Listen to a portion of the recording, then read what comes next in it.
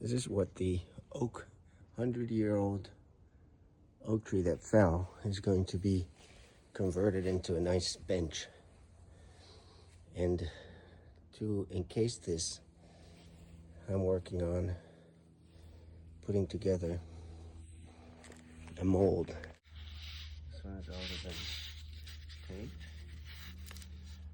so we go this way.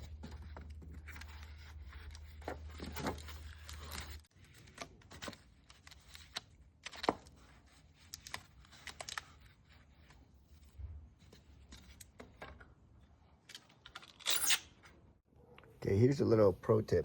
Because the way I cut this with the knife, it had a bit of an angle. So even when I put this together, there could be a gap and it would require a lot of, like right here, you see, there's an angle from when you cut it and then you break it, there's a bit of a ledge there. So the thing to do, instead of having to, I'll do the same for these sides. Okay, now take a look at this.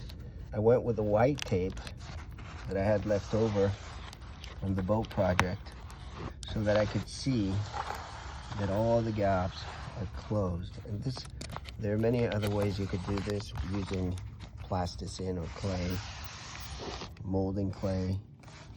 And the key thing is, yeah, like I almost forgot just now, is to do the waxing job.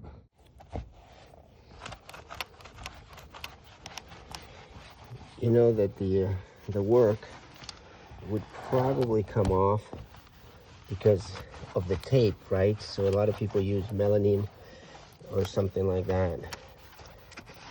I just use the pink foam fix. Now the problem when you put the cabinet melamine or whatever, the white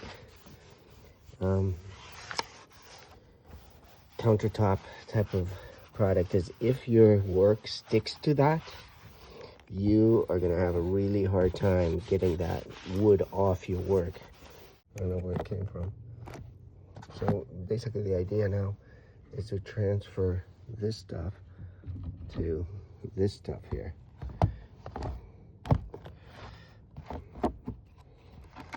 It looks like it's going to go.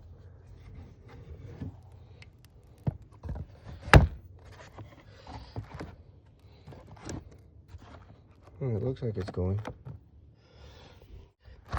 This tree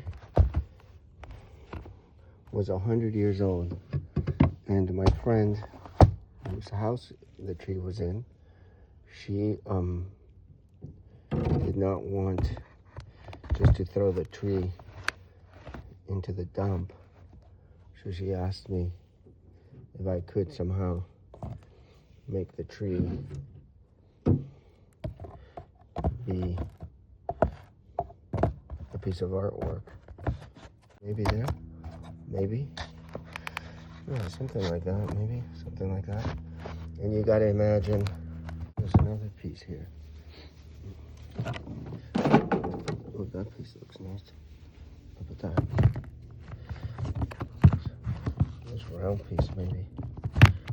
Maybe, something like that. Okay, maybe stick in there. Maybe a particular little piece here. Maybe. This might go here. Oh, that looks nice. Maybe here. Oh yeah, that looks good. Okay, here is the mold full of 100-year-old oak wood. And oh, look at that. Money. See the level right there? This is where you use your deep pours. So I have 2 of A, 1 of B, that I learned the hard way is don't pour your resin over your wood, especially if you have to plane it. Like if you want to plane your wood,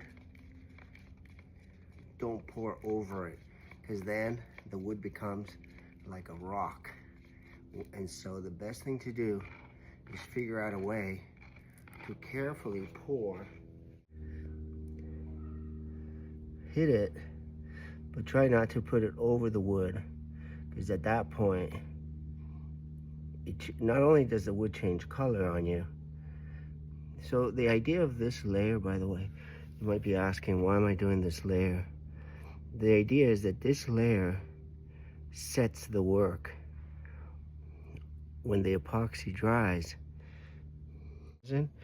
it will start to float. So this is it, guys.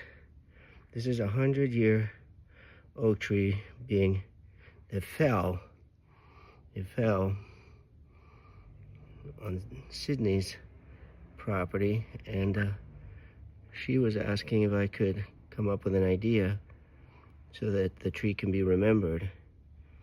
The tree had been in the family for over 100 years. There's the mold. And that's it. That's the first pour.